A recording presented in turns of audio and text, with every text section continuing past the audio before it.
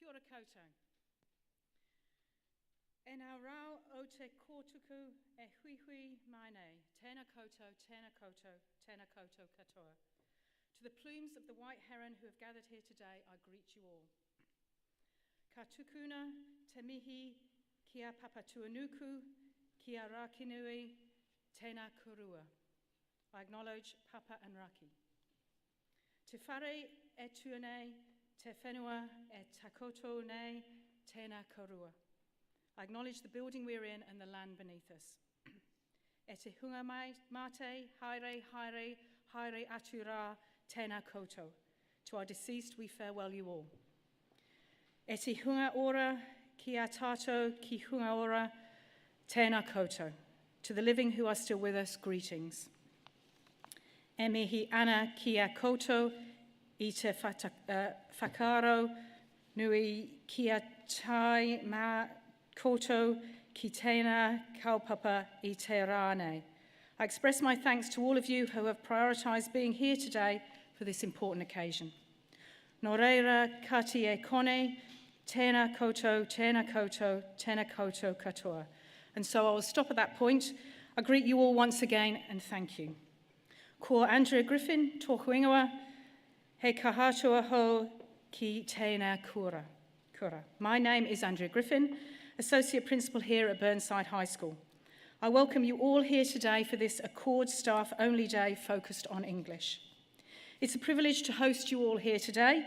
We hope you get great value out of meeting with your colleagues and sharing ideas for the benefit of our young people. Now, on to some housekeeping for everybody. The toilets. Toilets are upstairs in the administration building on the other side of the car park.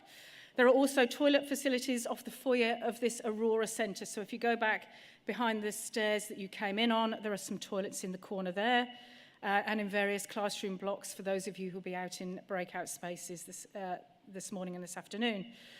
Burnside staff should be able to give directions to these, and all of the Burnside staff should have their badges on, so I thank them for that. So they should be able to guide you around the place. Evacuation. In the event of a continuous bell or a voice message to evacuate, please make your way to the stand of Tikoka, our cabbage trees on the far side of the Aurora Centre, so it's on the side over here. That's our gathering space. Further instructions will be given from there. We'll aim to get you back to your important mahi as soon as we can ascertain everyone is safe. Lockdown. Should there be a lockdown message sounded, please stay in place until you have been visited by a member of Burnside High School staff. Thank you ever so much for being here today, for the important work that you're going to be doing on this particular day. I have one message for one particular person in the audience that I've been asked. Apparently, the Akaroa teacher has left their car lights on. So whoever that relates to, if you could head off and make sure your lights are turned off, and then you'll be able to get home nicely this afternoon. A huge welcome to you all. I'm going to hand over to a person who's going to lead you in this today, and that is Laura. So thank you very much. Thanks, Laura.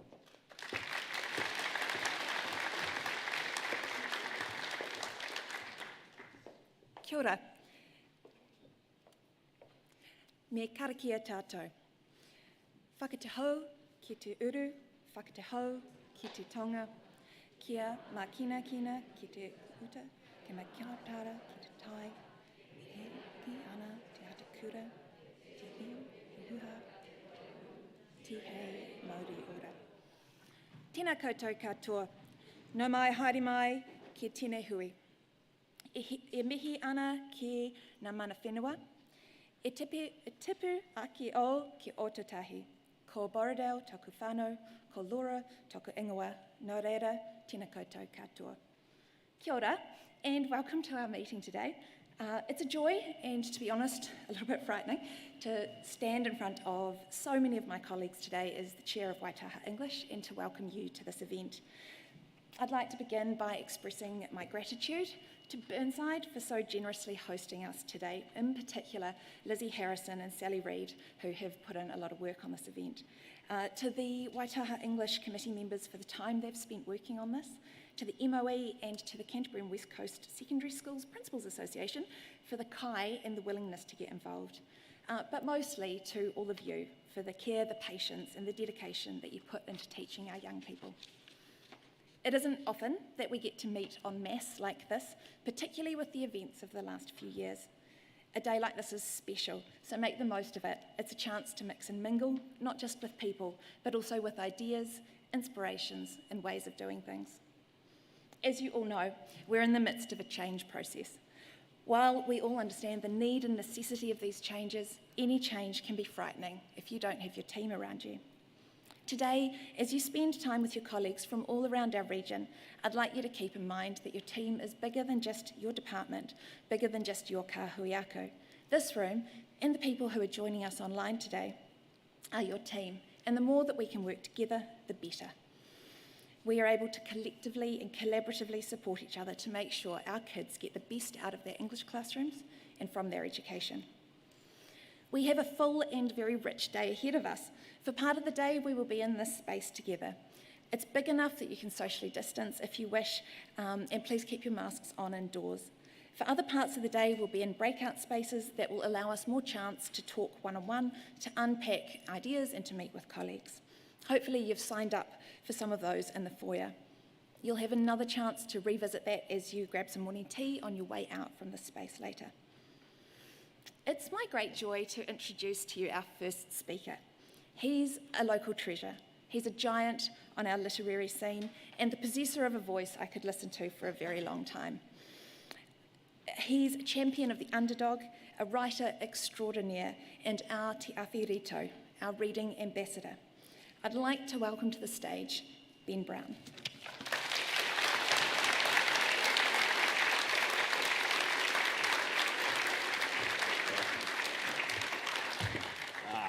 Whoa. Tuia tui tuia, tuia te hā, tuia te kupu, tuia te kōrero, tāu te maramatanga ti hei mauri ora.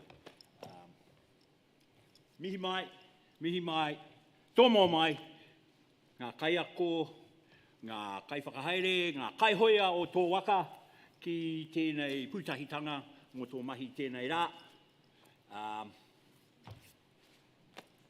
Mā te kimi ka kite, mā te kite ka mōhio, mā te mōhio ka mārama. Engari, nā reira, tēnā koutou, tēnā koutou, tēnā koutou. Kia ora everyone. Man, I've never been in front of so many English teachers before. Thanks, Roy, for asking me to come here today. John Wehi Peihana, Jeremy Dwyer, and Lincoln Gribble. They were my three English teachers at Charity College. For the last 31 years, I've been trying to put the skills they gave me to good use.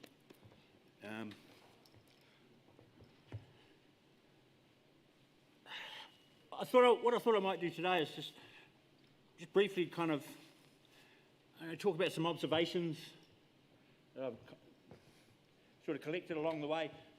Reading ambassador, it's a funny thing, eh? Ambassadors represent. Te awhirito, it's a metaphor, obviously. I'm a poet, we like metaphors.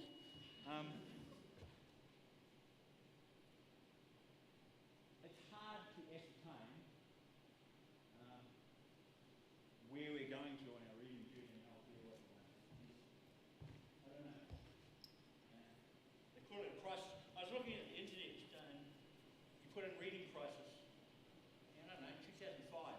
I'm going right back. Reading crisis. USA, seems like a Western culture thing. So we're not alone.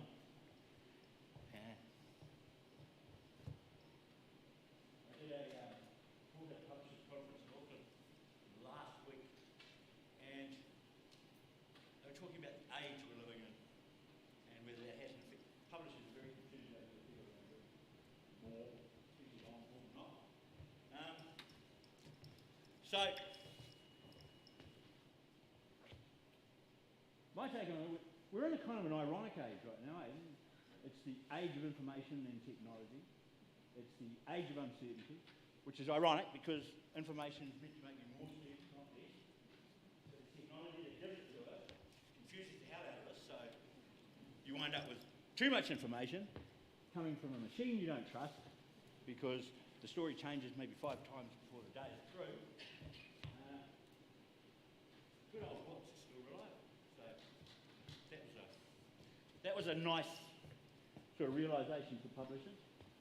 And of course the other concern is English teachers. I mean, to me really, what you guys are doing is you taught me, just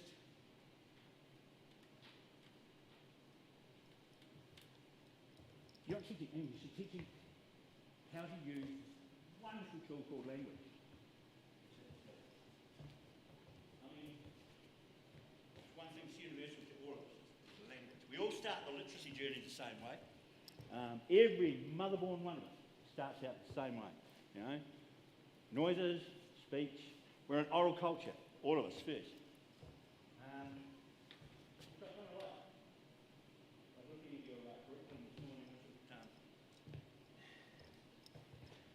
Identity, communication, meaning, and story. Story. This story aspect, it just fascinates me, eh? Right now, I think New Zealand is going through a very storied time. The dominant narrative at the moment is, they call it post-colonial narrative. I tell you post-colonial story, narrative. Selina Trisitalamarsh, this is her story. I'm going to poach it. I did write her an email and ask her for permission. She did the Commonwealth poem. She was invited to Westminster Abbey to do the Commonwealth poem. And you know Selina, right? Lovely statuesque, 6 foot tall, big hair, and she's in Westminster Abbey. She does the poem. Great. She meets the royals afterwards, and meets, what's his name? The old fella, the Duke, Prince Philip. Prince Philip. Prince Philip. Hey, what do you do? She said, I'm a poet. No. What do you do? So, I'm a poet, and I'm a lecturer in post-colonial literature. Post? Yeah, so she said he gave her the line of the night. But and the reason I say that English teaching, what you do is you teach kids the wonderful utility of language. In our case, the English language.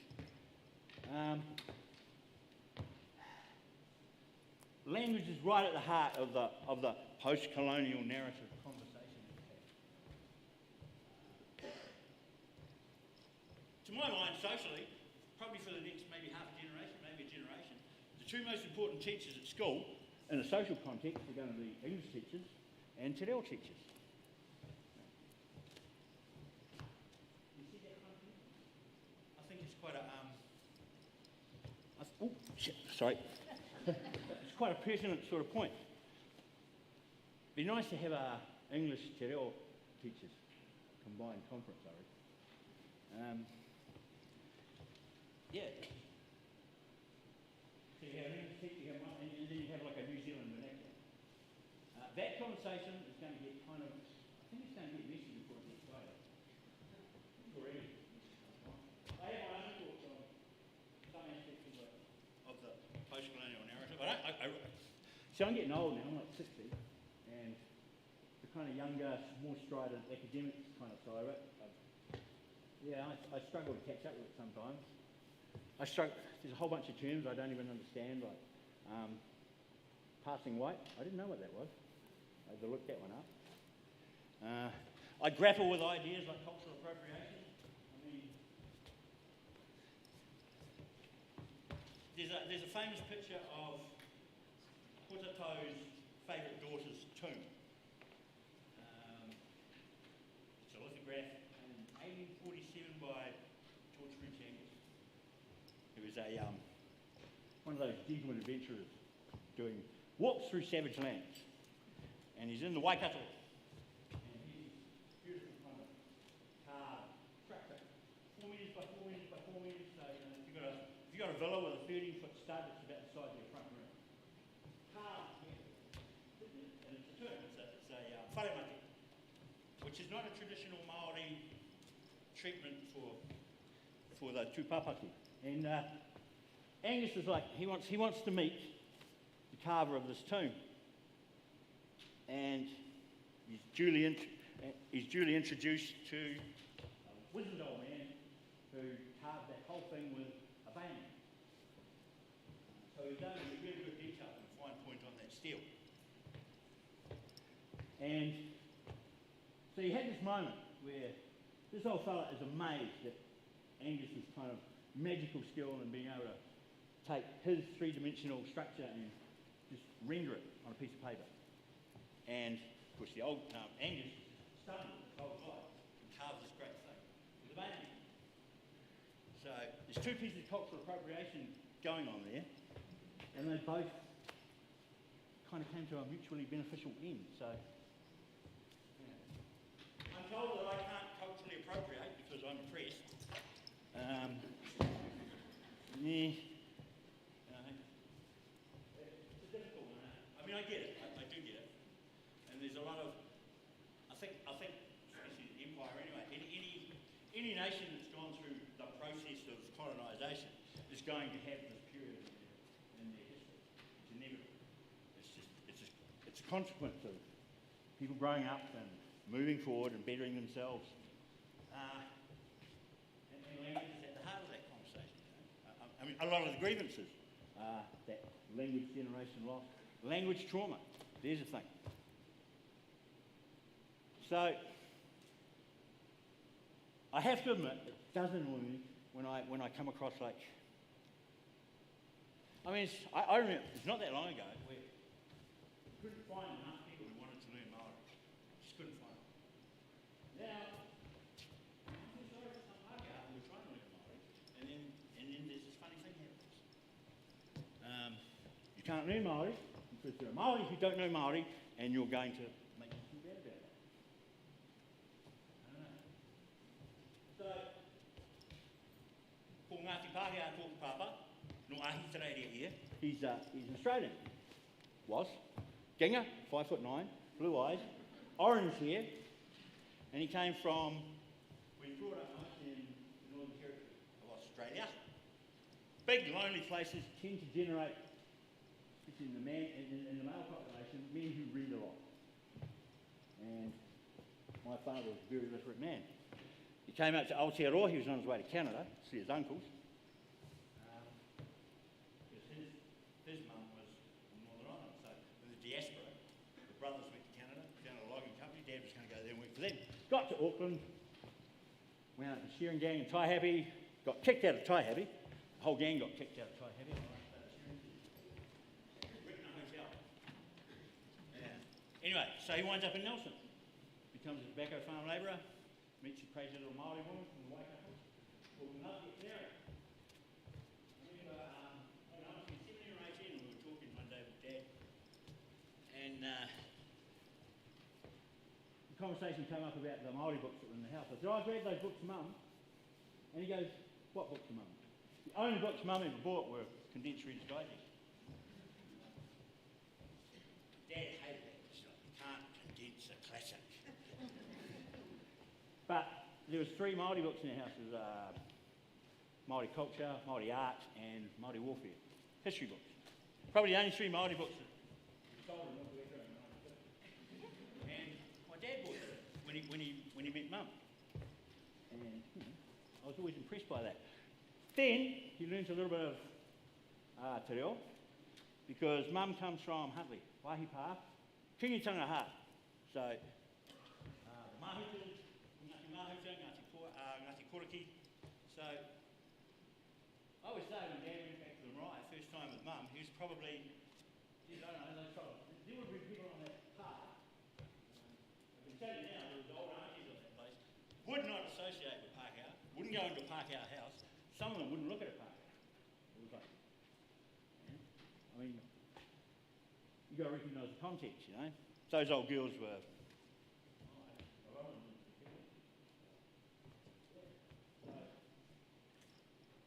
Contrast that with some of the narrative today. It doesn't happen. So you have this ironic situation, you know. It's like 200 years ago, if you came here as a Pākehā, you learnt Māori, or you were sunk. Now it's become I had my own views on that, and I'm not going to force them on anyone, but yeah. So you guys are at that coalface, you know. How do you address that? I don't know. That's why I'm not an English teacher. So, yeah, I don't know. I was lucky, I had 3 great English teachers. I mean, these guys were awesome. Eccentric as hell. So Jeremy Dwyer, he was like a Pākehā fella. John Wehi Paihana and Jeremy Dwyer were both Pākehās who'd been whānaued into Māori families when they were younger. They were both fluent in Māori. Jeremy Dwyer had one leg longer than the other. Crazy white afro. He registered, became the deputy leader of the Social Credit Party.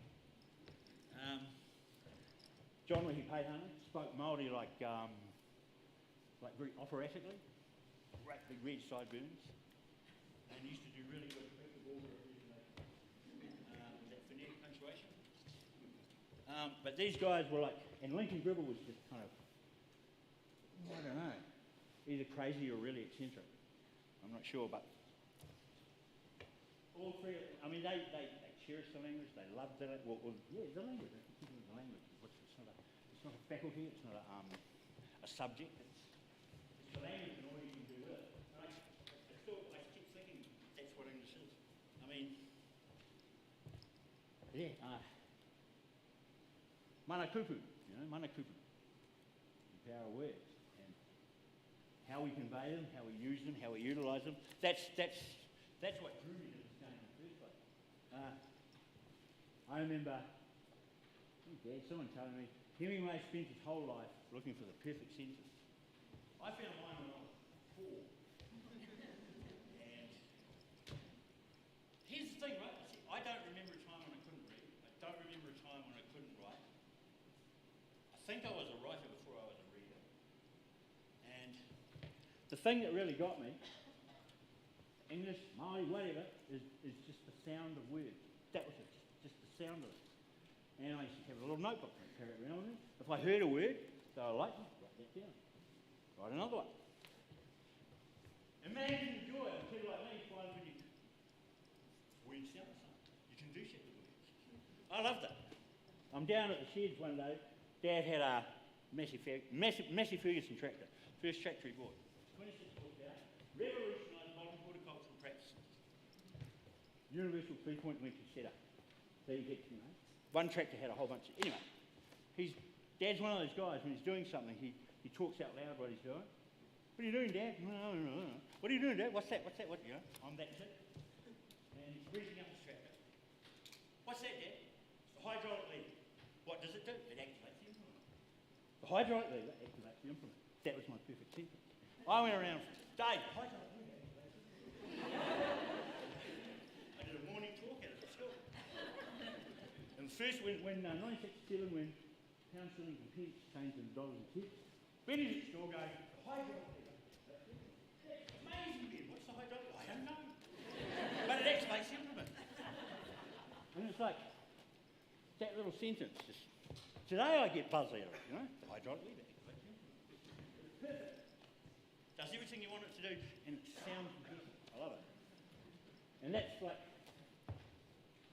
you guys should be tough. That's what you teach kids to do.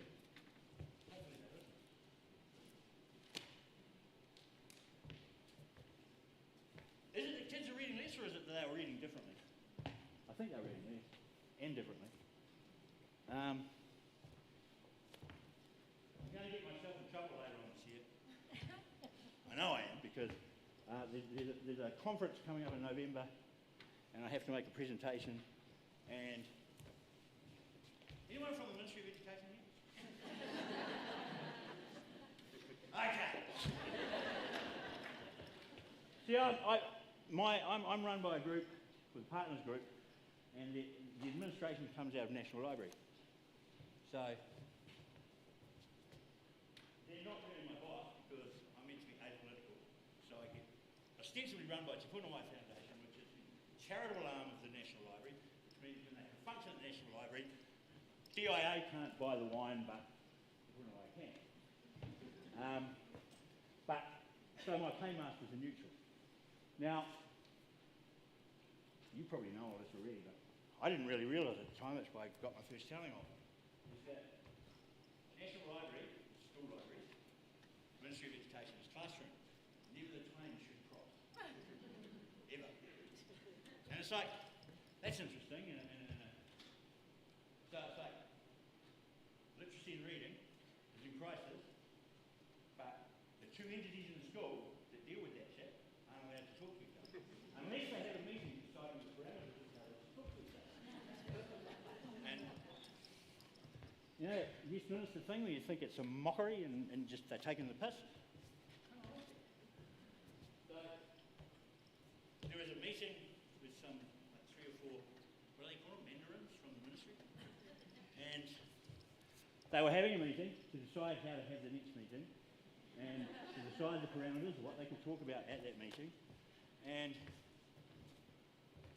I was loaded with barrels in there with it. So we've got a reading crisis. Do you have a dedicated person dealing with that? Well, no, we look at the whole curriculum. I get that, but the whole curriculum is based on the fact that people should be able to read it. So, yeah. So anyway.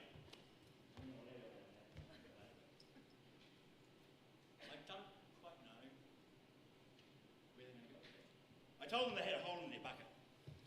Dear Henry.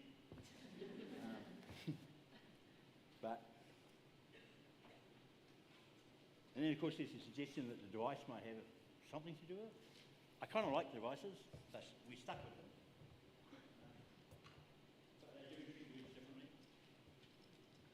I'm kind of on a roving course here, but it's like, I'm running a limited time and I'm trying to cover everything I can think of.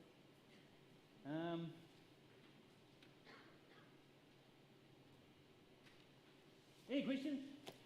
What did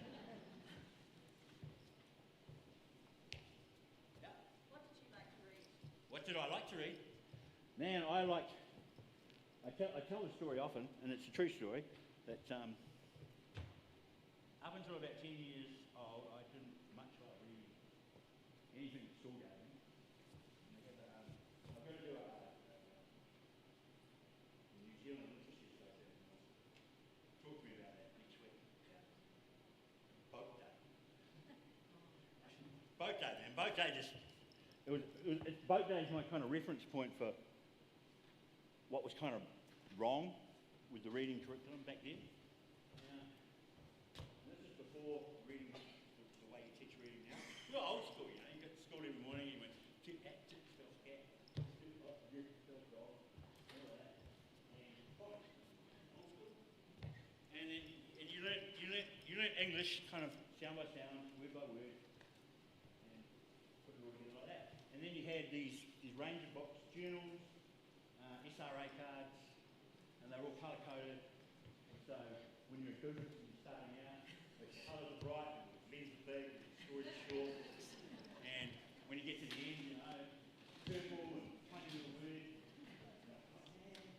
If you're really good, they'll let you write with a pen when you're 11. So that was it, and I hated it. And boat day just did my head in.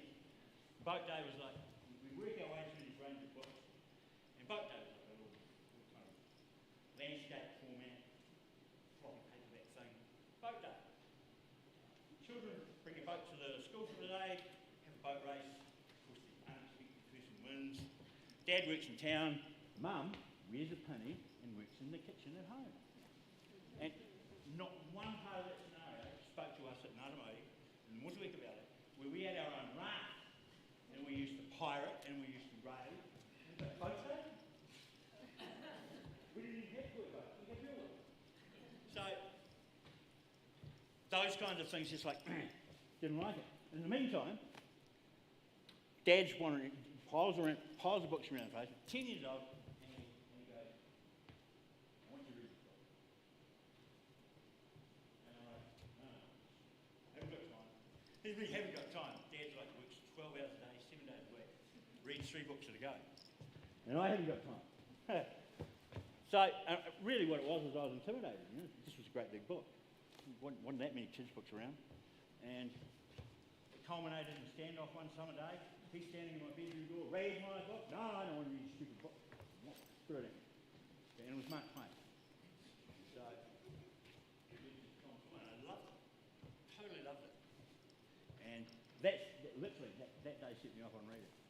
Read everything I could find by Mark Twain. The next book I read, from memory from Dad, was Quiet Flows to Dawn. It was about the Don Cossacks, written by, who's the Nobel Prize winner? That was a massively good book. Bruce will see. Second one wasn't so good. The Don flows on to the sea. It was like, but great. So I didn't really read kids' books. I read Dad's books. And for the most part, wasn't disappointed. But I know. That's what I think the really, really important thing in those 4 things that are in your strings or in your quick is identity. Yeah, that's quite important. Story. I think now more than ever, like I said, I've been calling myself a writer for just over 30 years, more than half my life. I never really got how important stories are and how formative stories are and how universally a part of all of this. Just stories. And then there's this kind of, what is it about structure and shape and reality of stories that just, more than anything else, more than any other form or structure of language, story, and day-to-day stuff, that's your identity, that's your communication, that's your meaning, all of it. Story. And that's why I think, post-colonial narrative thing again. So I'm in and out of youth justice. A lot of those kids can't read, maybe 25, 30% of them can't read, but stories are valid. So that oral tradition totally still has a place. Story. I mean, it's like, if you think about it one way, all you are is the stories that other people tell about you. That's it. Imagine nobody telling you stories. That would be stunning. You live a life and no one told you a story, it's like you were never there.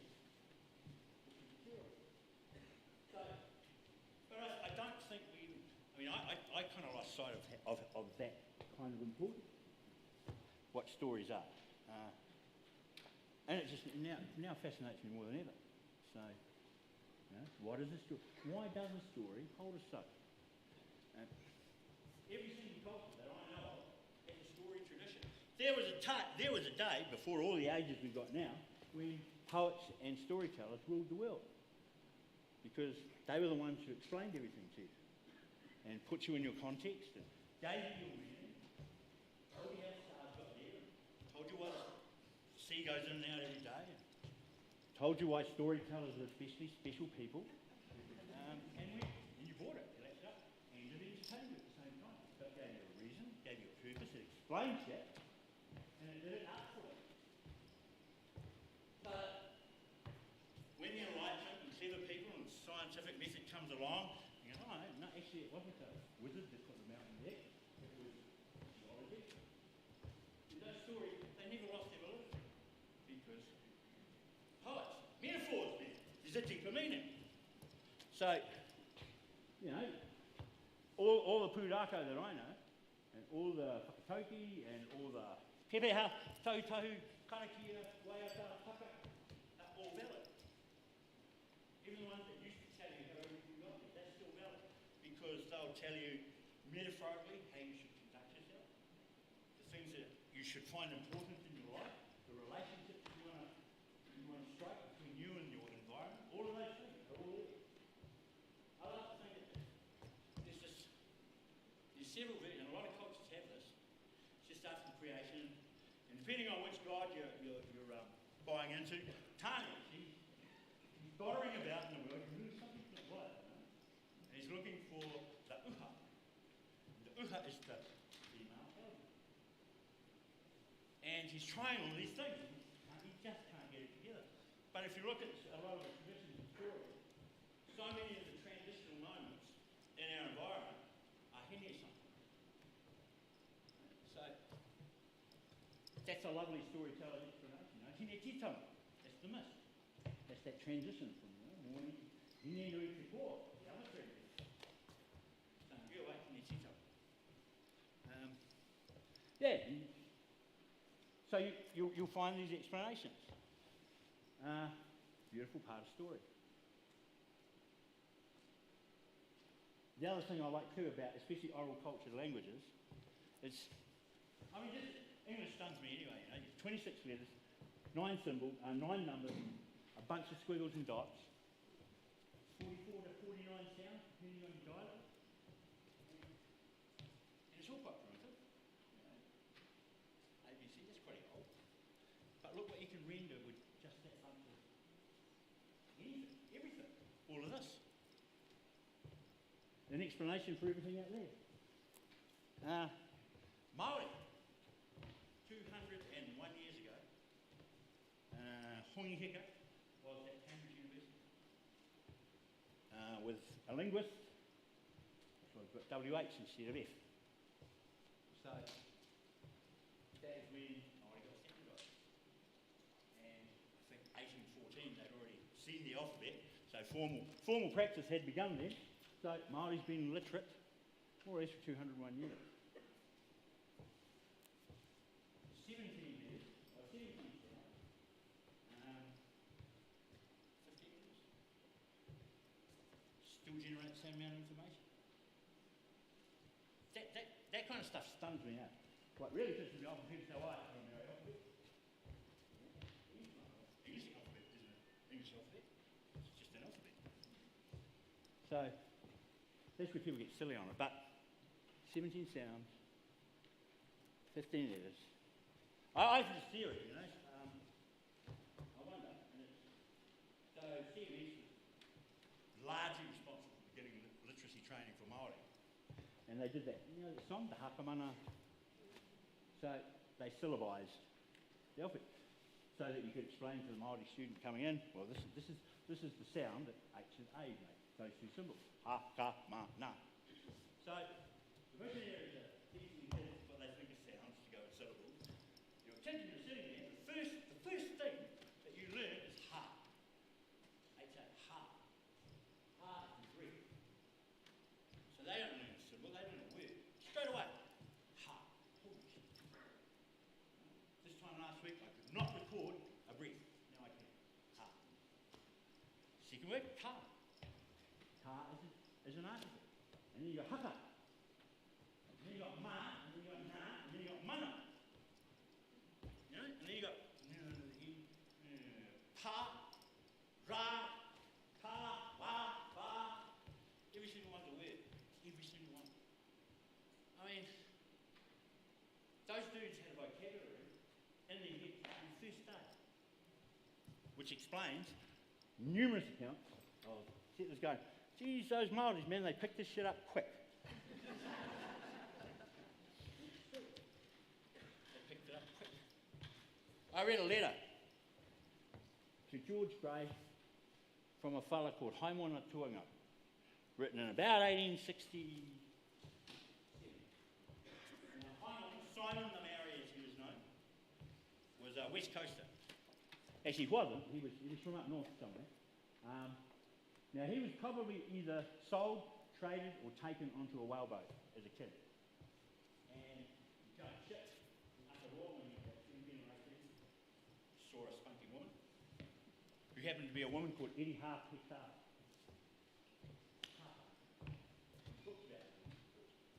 And they hung out together. She would have been 15 years older than him, maybe.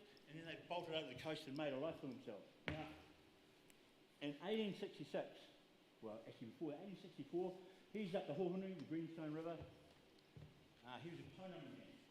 He's at the big Ponama boulder, and there was like, I don't know, a good amount of gold underneath that boulder.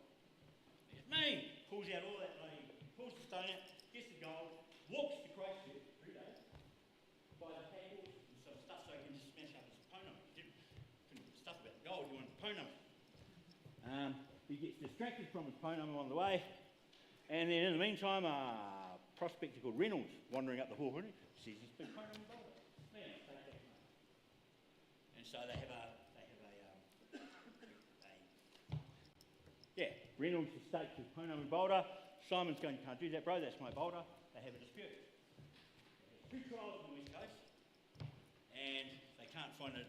There's like, the judge is uncomfortable, he kicks it up to Wellington, 1866. New Zealand Court of Appeal said, Simon, that's your stuff. Customary title. So it's one of the first kind of customary title cases tried in New Zealand. In the meantime, Simon, he's nearly 30 now, and he's written a letter to Governor Gray. Beautiful hand, in Māori, sending him a little piece of Pounamu. Apologising for such a little piece, but all these gold diggers around Hokitika keep stealing him and his missus' horses, and they've got to spend all their money replacing all their shit. This is a guy who taught himself how to read and write beautifully, I might say.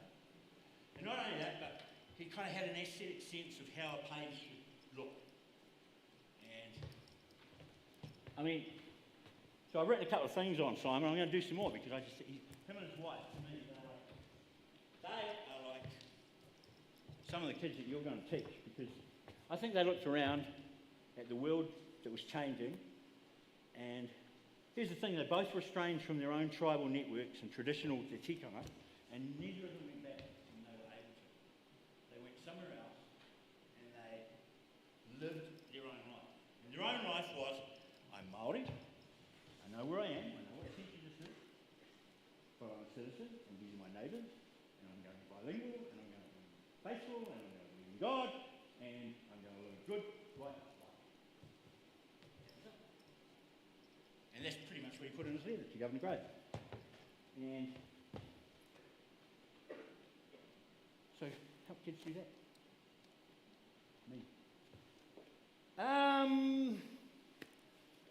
The general rule is that you sing at the end of a presentation if you've started out in a traditional way, but I'm not going to do that.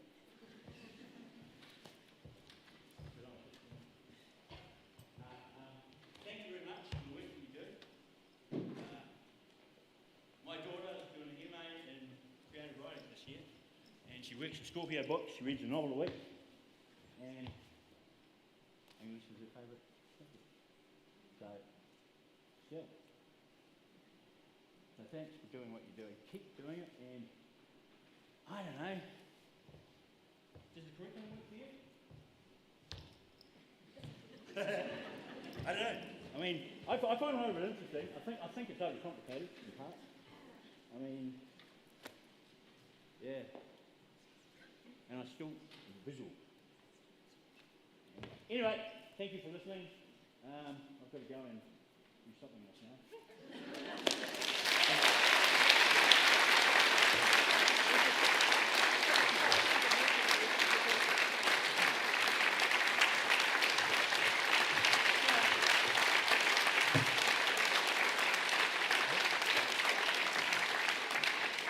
Thank you, Ben. That was beautiful.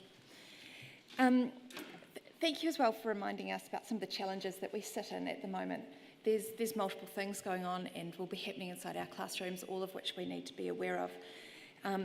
You'll see in our day-to-day we're focused at the first half on the NCEA changes, and we're speaking to the Level 1 pilot. In the second half of the day we're looking very deliberately at mana oriti mō te mātauranga Māori.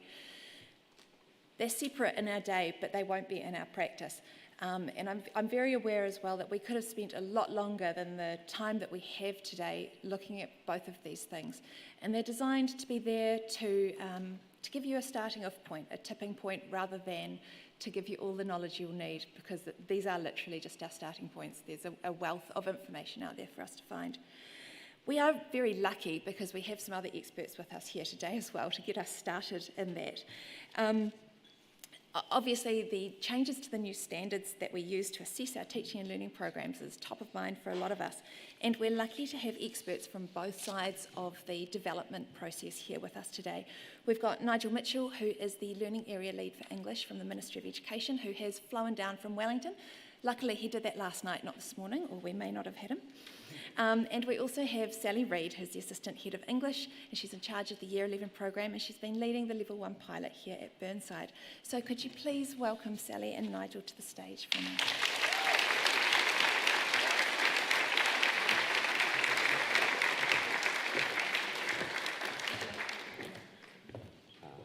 Ngā mihi nui ke tātou katoa. Ko Nigel Mitchell tuku ingoa. I'll introduce myself properly this afternoon. I'm going to say a few words about Mātauranga Māori then. It's a little bit like addressing a surgeon's convention with all of these masks on here. Although, I'm not going to say much. Sally's got a wonderful presentation. I do just want to mihi to you. It's been a really, really difficult year with COVID, worse than ever, and I understand that, I know that, and I just want to thank you. I don't know whether I've got the right to thank you, actually, for the work that you do. It's been really hard, and kia ora. This is the second year of piloting, and we're lucky in English that we're going to have 3 years of piloting before the standards hit the ground in 2024. How piloting works is that the feedback that we get from the piloting schools that are doing it, we take that and we consider it through 3 different lenses. Sorry, I'm really a little bit nervous here. First of all, what does this feedback tell us about the standards? Is there anything that we need to look at and change in the standard itself? What does this feedback tell us about how well we're communicating as a ministry? And often, to be frank, not very well. What you're saying about, yes, Minister Ben, is true, I'm not going to lie. It really is like that. And thirdly, what does this feedback tell us about the changes in practice that we need to support? Because the piloting schools are not just piloting new standards, they're piloting the NCEA change package, and change is the key word there. And I want to thank the piloting schools that are leading that, because it's been disruptive and difficult, but it's also been really rewarding for us to hear the feedback that we've had. I'm going to leave it there before I say something silly, and I'll be around all day for you to ask sort of ministry type questions of, and I'll do my best to answer them. I do just want to say that the standards that are up on ncea.education.gov at the moment are what we call draft for piloting, and it's really important that you understand that they will be refined, they will change a little bit. We've had feedback about how workable they are and what we do need to change in order to support their workability. But I'm personally really, I'm really proud of the direction that we're going in, and I'm really happy with how they look at the moment. Yeah, all right, kia ora, Sally. Tēnā koutou katoa, ko Sally Reid, aho. It's a real privilege and really quite scary to talk to you all this morning. I'll reiterate what Laura said. Speaking to your colleagues about something that you're meant to know something about is, I don't do it very often, so thank you for giving me the chance to do it. And I'm not speaking as an expert, I'm speaking as someone who's worked with a great bunch of people for the last year and a half, and we're learning and we've had some experience, and it's been really, really good for us. So I thought today I'd talk to you about how we began our journey into the new way of teaching English, the steps we went through in the last couple of years. I thought I'd go over the 4 standards and give you a bit of detail about how we've dealt with them and how it's worked for us and some of the challenges, and then give you an idea of where we're going to go from here.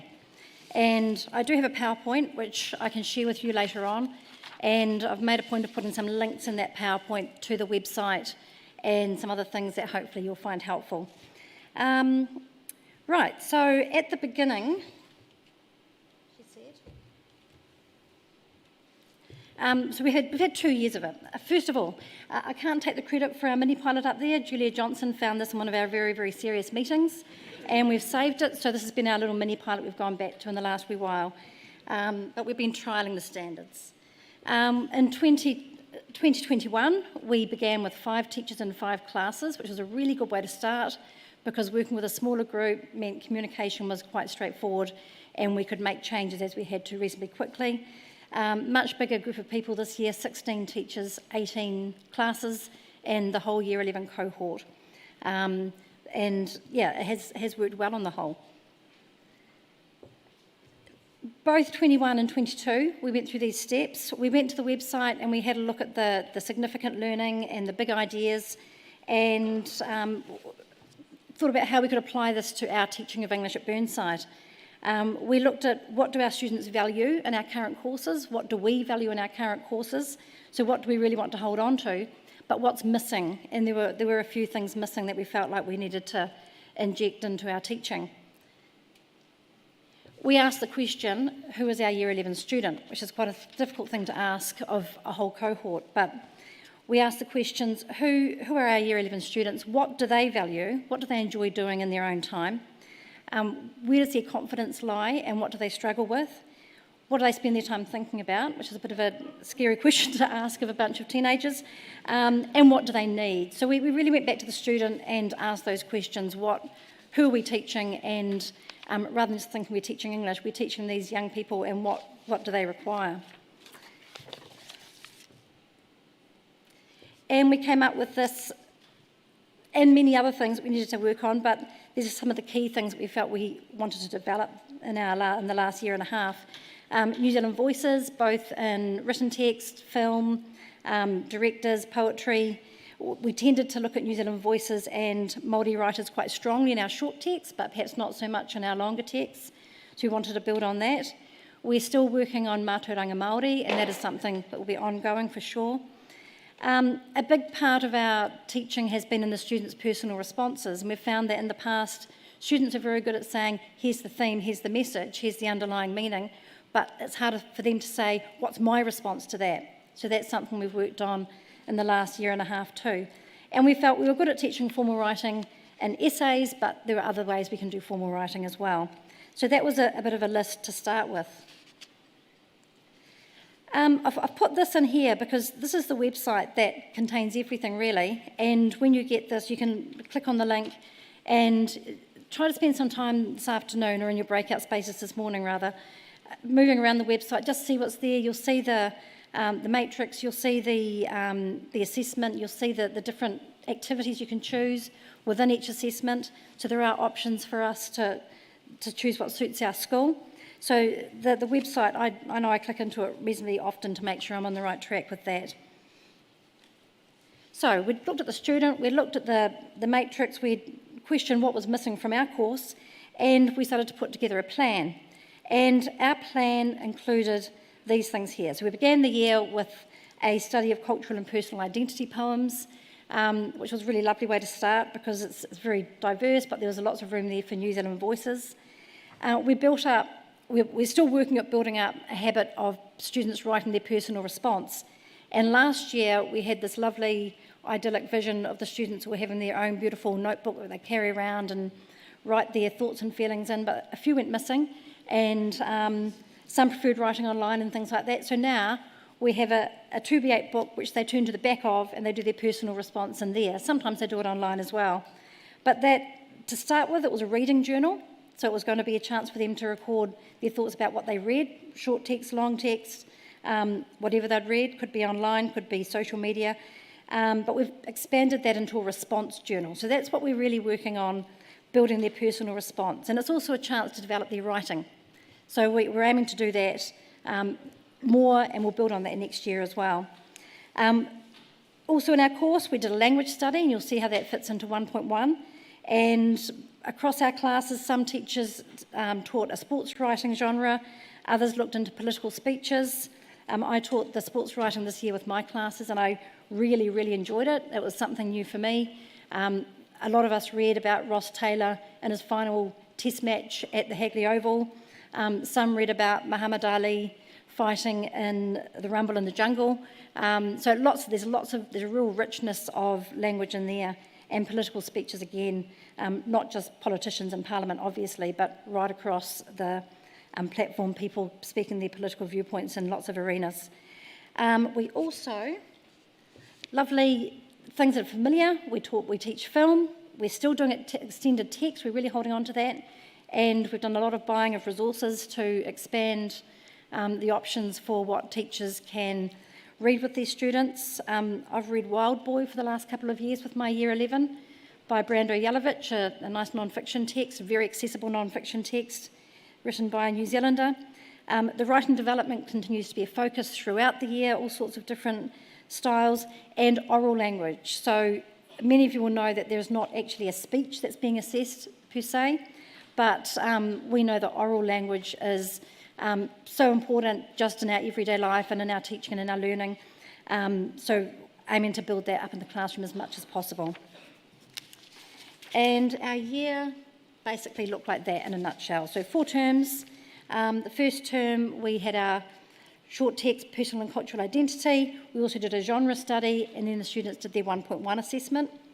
Term 2, we did our extended text and film, and or film. It's been interesting with lockdowns and sick people and things like that. More on that later. And we did the 1.2 assessment as well. Term 3, at the moment, it's all about writing. So I'll explain how that works in a moment too. And then term 4, as we know, they're only back for 2 to 3 weeks and they have their external exam.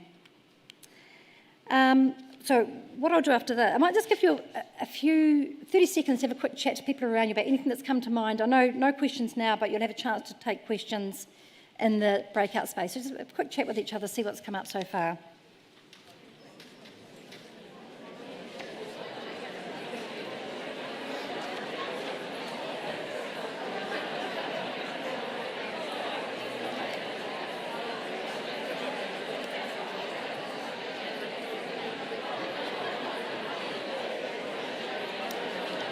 Okay, that's really, really good to hear, because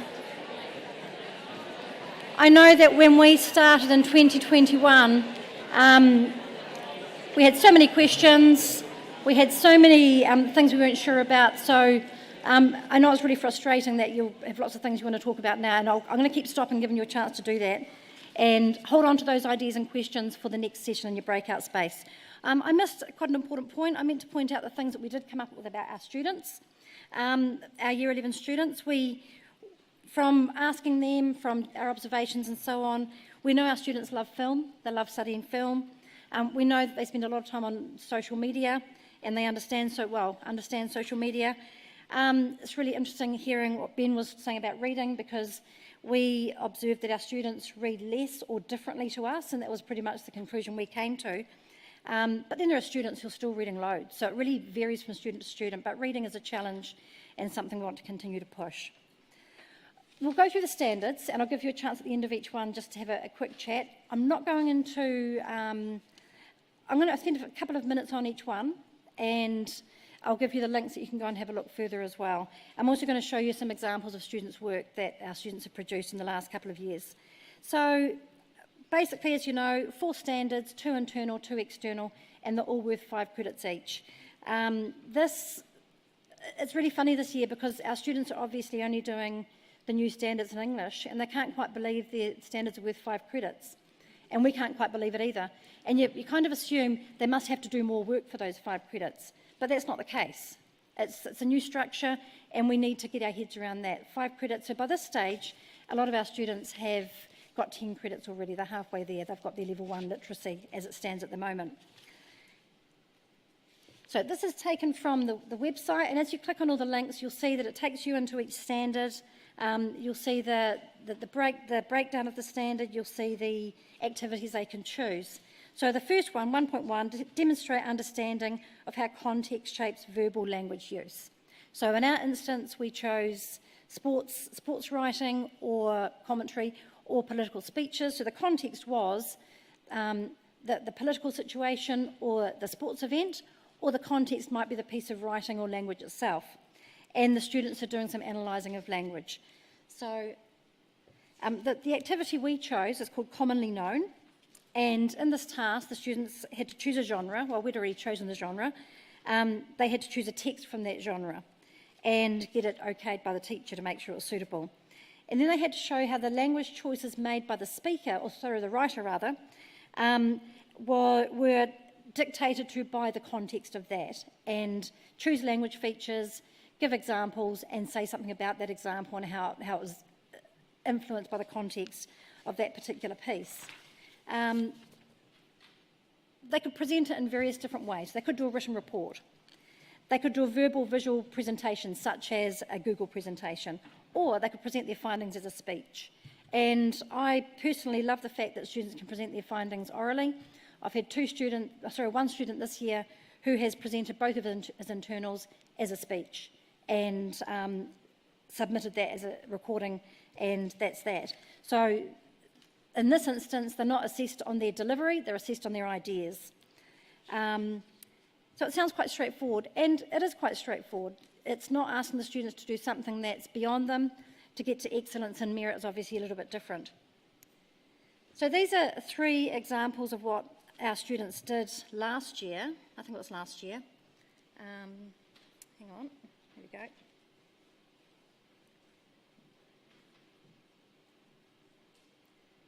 So this is a good old-fashioned Google presentation. Let's take it back to the start.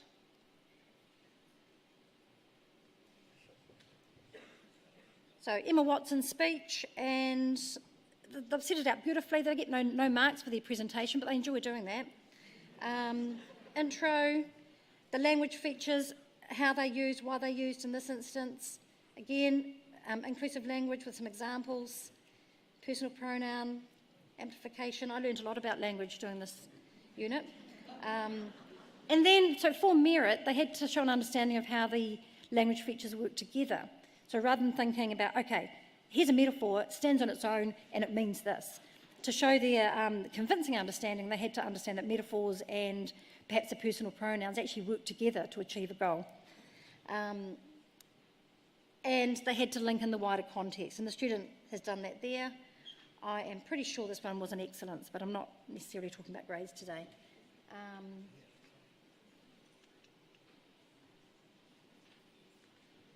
I had to show you this one because this is a really, really clever presentation. And this one most definitely was an excellence. So they've taken Google, haven't they? So there's the language features and same set out. But they've done 2 slides per language feature, how it relates to the audience, how it relates to other language features and wider context. So it's quite expansive, this one, but it's nicely laid out. They don't have to write that much, but some students just can't help it. And this one is a report. So it's not as pretty.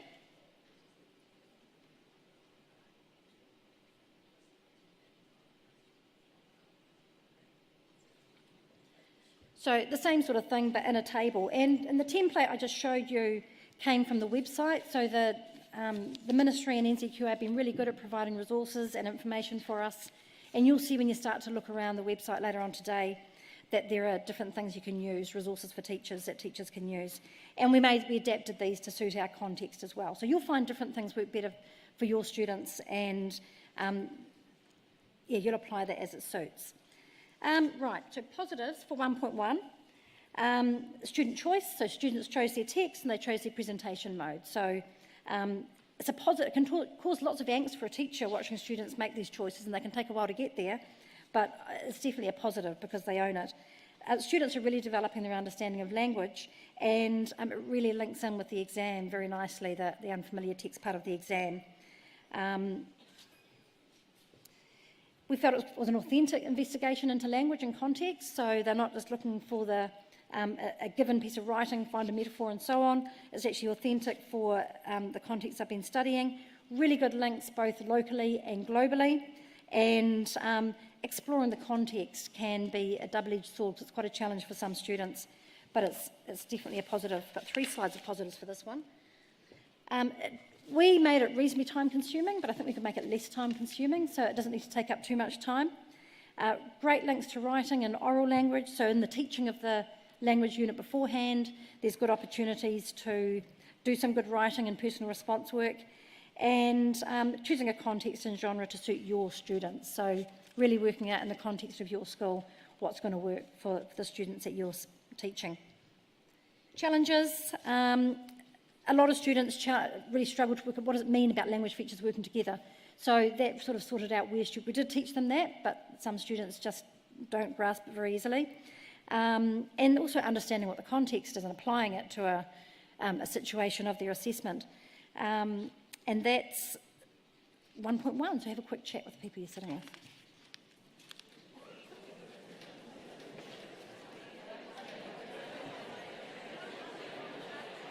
Laura?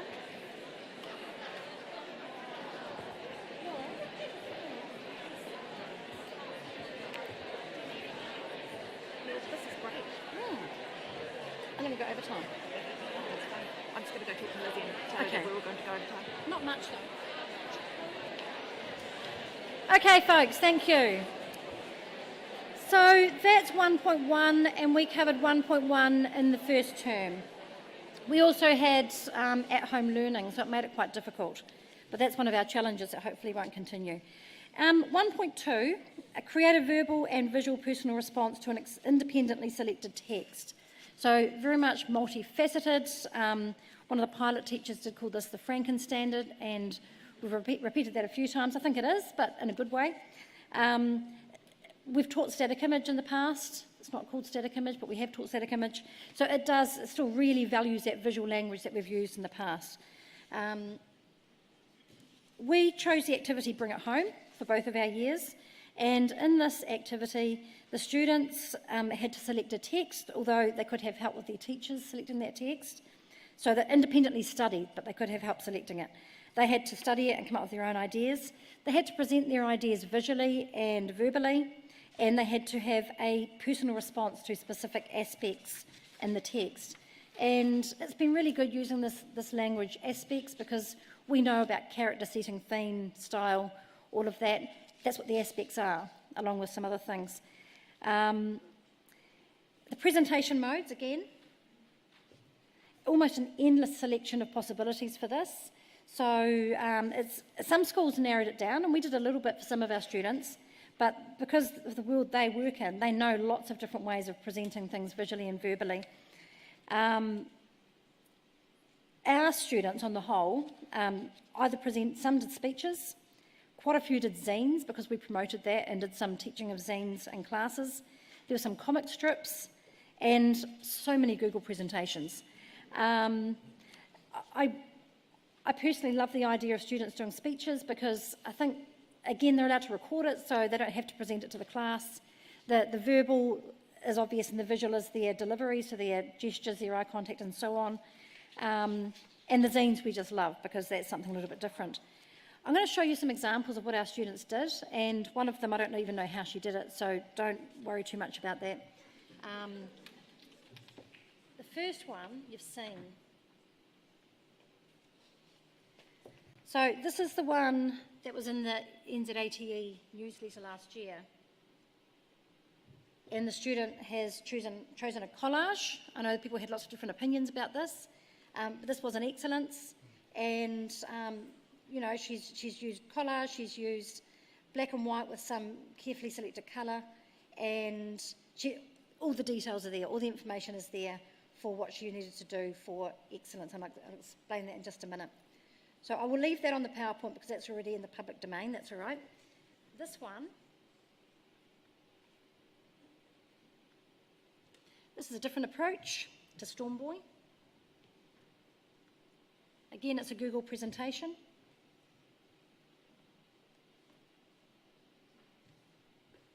I won't read it all out to you, you can just look at it visually and get the idea.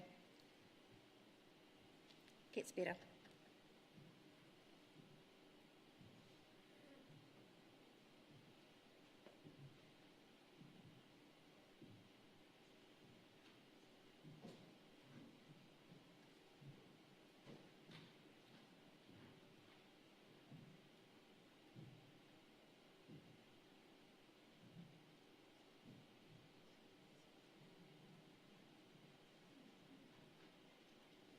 So that was quite nice. What the students often struggled with was thinking, how can I show my personal response without using lots and lots of words?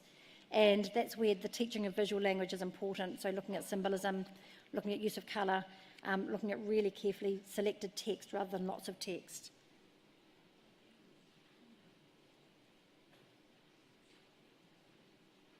Now this one here I'll actually play to you, and it'll just speak for itself. Again, I'm not sure how she did it, but you probably know. Oops. Oh no, I'm on the wrong one, sorry. That's the NCEA exemplar. Yeah, sorry, this is the NCEA exemplar, so it takes you to the website, and there is some information for you. And that's a comic, as you can see. And you'll have access to that. This is what I was talking about.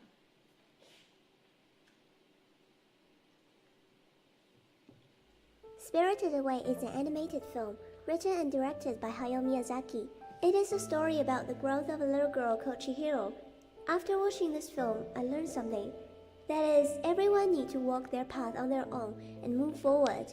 Even if people accompany you left, even if you are facing challenges, even if you are confused about future.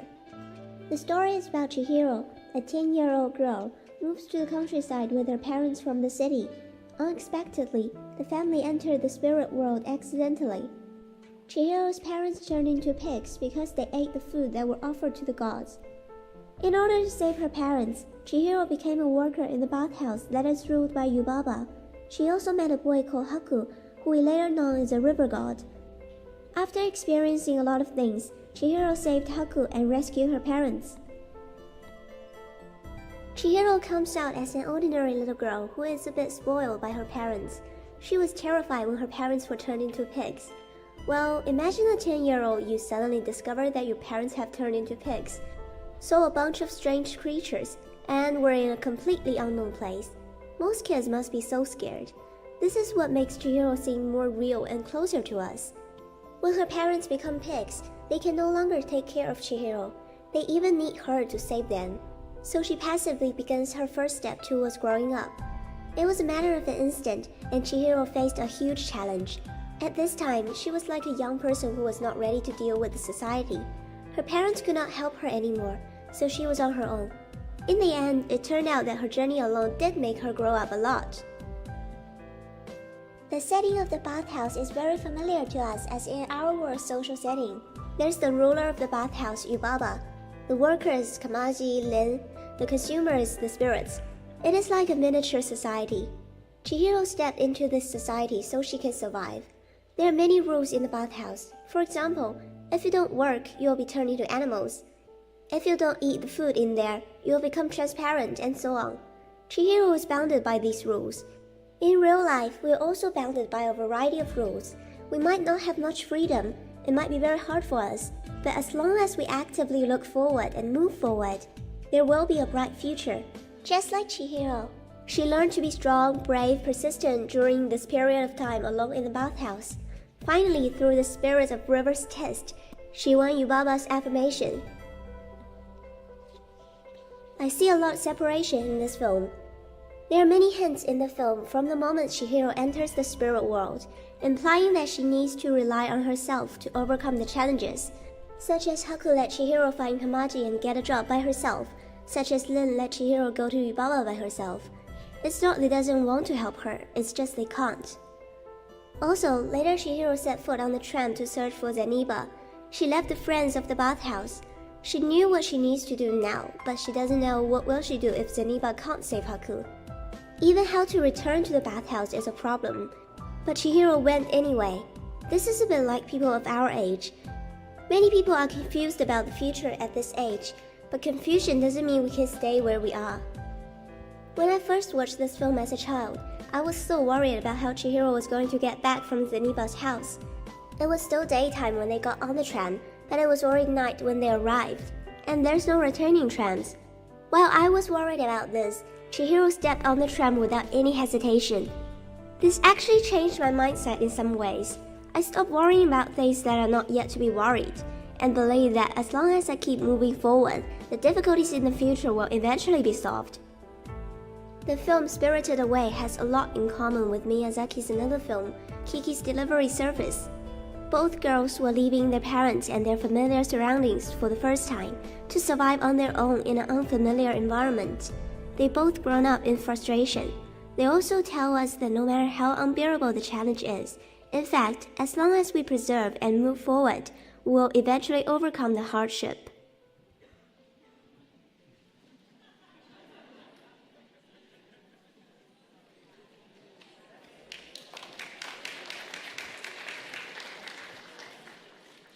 Yeah, as always, the students' work is always the highlight, and that's really nice. So you would have seen in there the links beyond the text, the personal response, and the aspects working together, and just stunning visuals as well. So we've loved this standard, and one of my colleagues recently told me it's her favourite standard of all time across all the levels, and the marking of it was amazingly actually a pleasure on the whole. The student choice again was really good. The fact they can play to their strengths and delivery, as I said, is interesting to mark. Developing their personal response, they have to develop a personal response. So some will struggle, but it's a really good thing they've had to contend with that. And the fact that visual language is still being promoted and we're still having to teach it in class and look at other visual texts to develop their understanding and learning is important. Challenges, getting students away from Google Slides, and if they do Google Slides, doing them really creatively. So that's something we perhaps need to teach more next year, because we do tend to go to Google Slides with lots of words on them. It's kind of human nature in a way. Choosing the right text at the right level, so that took a bit of time, and as I said, the personal response. So have a quick chat with the people you're sitting with, and then we'll move on reasonably quickly.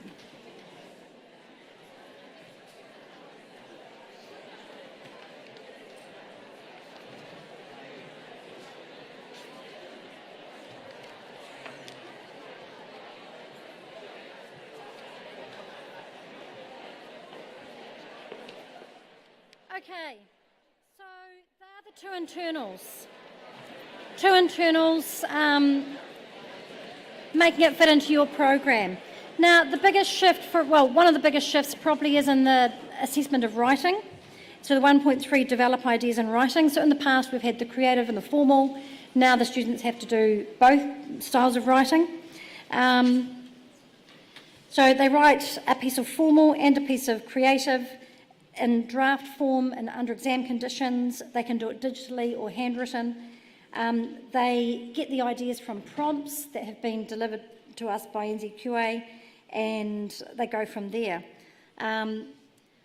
Within the process, there's one chance to give the students feedback, which is fairly similar to how it's been in the past, and we can only give written feedback beside their piece of work to 25% of their work. So they need to apply our feedback to what they've written. And then they have a chance to make final changes. So at the moment, we've just finished a week of formal writing. We did the creative writing a couple of weeks ago, and in week 7, we are doing their final submission work. So it's been quite an intense little time, really. It's submitted to NZQA for external marking. They get their grade in January for all other, just like all other externals, a bit like an art portfolio in a way, and the overall grade is an aggregate of the two. It's a big shift from those current standards. And I thought I'd just show you some of these are the sample prompts we were sent earlier in the year. So what happens is that the students are given, we set the documents up for them, they click on the link, they log into the platform, and they look at all the prompts. Some are songs, they can listen to them, some are video clips, but most of them are static, so they're easier to access. They choose one, it's just a prompt, they don't write about the prompt, they come up with an idea that's inspired them from the prompt, and they have things like these. So images, and there's always something written down the right-hand side there to give them on some ideas. Same prompts for creative and formal. There's a dog running in some sand dunes. Tamoko.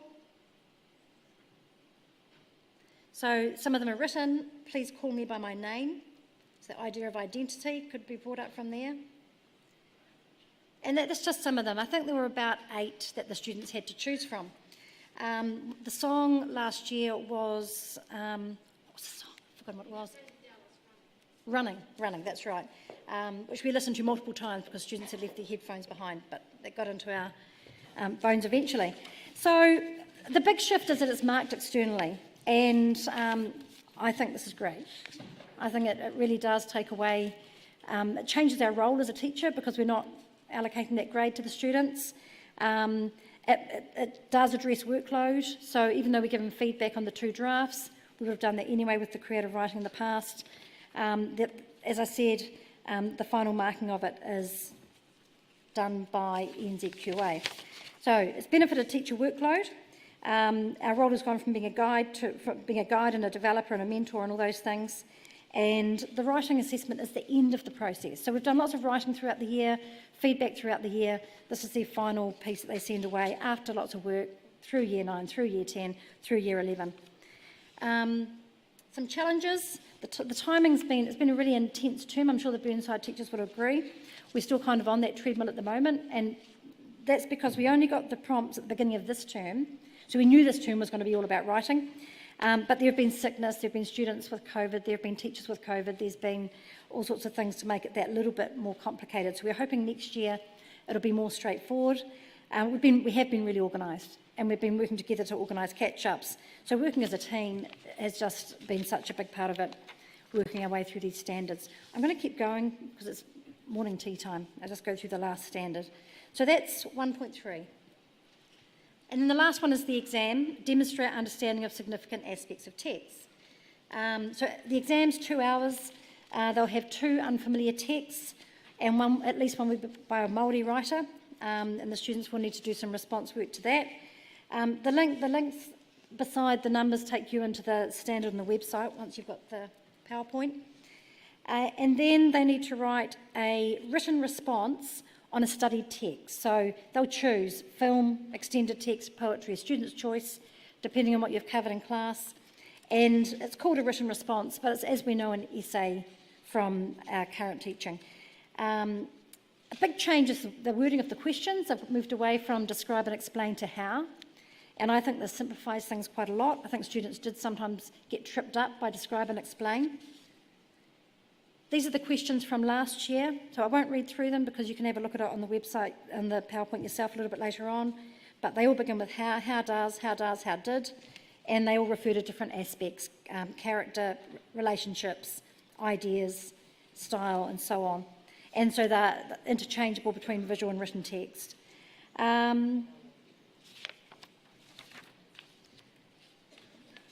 So most of the faculty haven't moved through the exam stage yet, but for those of us who did it last year, we found the positives were the links between the work in term 1 and their exam work. It's very familiar, so it's a different structure in the sense that it's all of them are in one paper and they get 1 grade, which is an aggregate again of the 3 sections, 2 unfamiliars and then the essay. The word how seems to be a positive as well because it actually is a question rather than instruction as it has been in the past. Challenges, we're still at the, learning stage, so covering all the material throughout the year we want to cover has sometimes been a bit of a challenge, particularly with lockdowns and at-home learning. I was a bit offended last year when my Year 11 class studied the film at home in their own time, and then most of them did it in the exam. Kind of wondered where I was in all of that, but I wasn't offended at all, it was fine. And so our courses are evolving to fit in with the timing and to give more breathing space.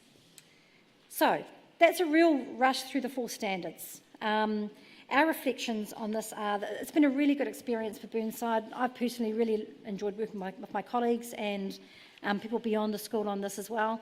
I think we've had to really think about our teaching and not just thinking we're going to add new assessments to it, but we're changing the way we're teaching. Working as a team has been crucial. Lots of really open, honest discussions about things. Maybe communication hasn't been good enough. There's been feedback on that, so that's been really helpful. Being ready to make changes when things have arisen in the current situation, but that's been an extra bit to deal with. The student choice has lifted engagement in many cases. The sports writing, I think, was a really good unit and something a little bit different as well. So where to from here for us? Next year, we're changing our structure completely, so the students are going to opt into one of 3 courses, entirely students' choice. So we're going to have one that's basically, it's called the classics or treasures in literature, something like that, but it just means there will be a Shakespeare studied in that course, so the students who want to do Shakespeare will study a Shakespearean play, but do lots of other stuff as well.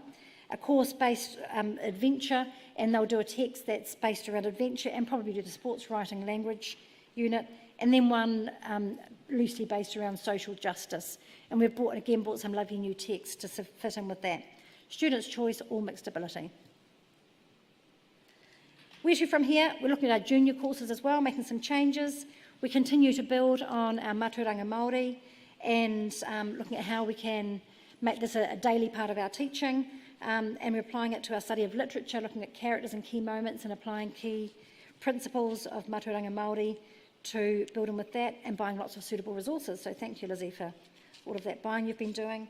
We'll be adjusting our year plans to allow for more breathing space. And next year, we'll remain part of the pilot and become part of a bigger pilot. And if you do get the chance to do it, I would recommend getting on as soon as you can. We're really lucky, we're just doing it now. It just doesn't require too much, well, it does require lots of thinking, but that's pretty much it. Thank you.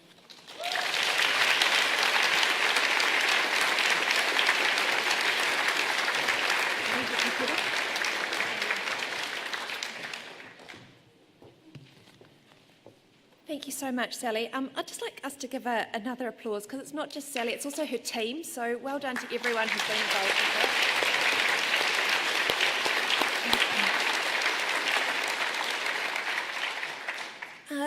We're about to hit morning tea time, so I just want to explain to you what's going to happen over the next little part of the day. We've got morning tea that has been provided by Burnside High School, so thank you very much, Phil.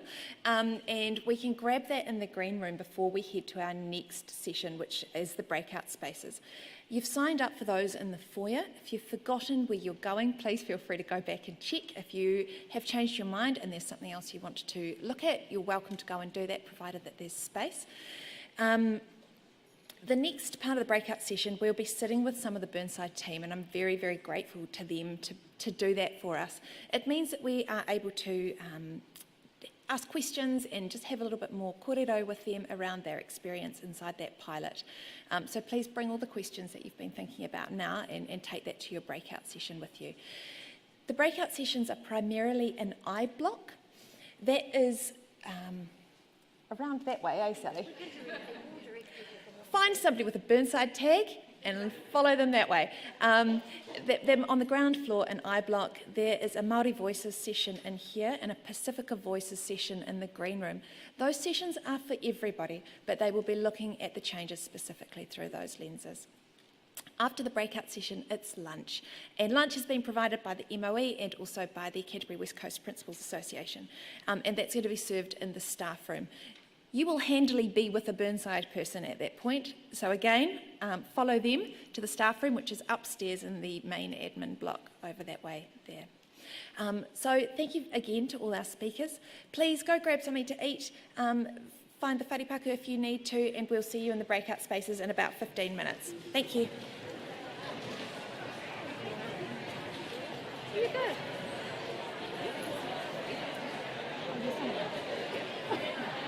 Really short ones, yeah. Yeah, you can get a few. I think that's what makes it real.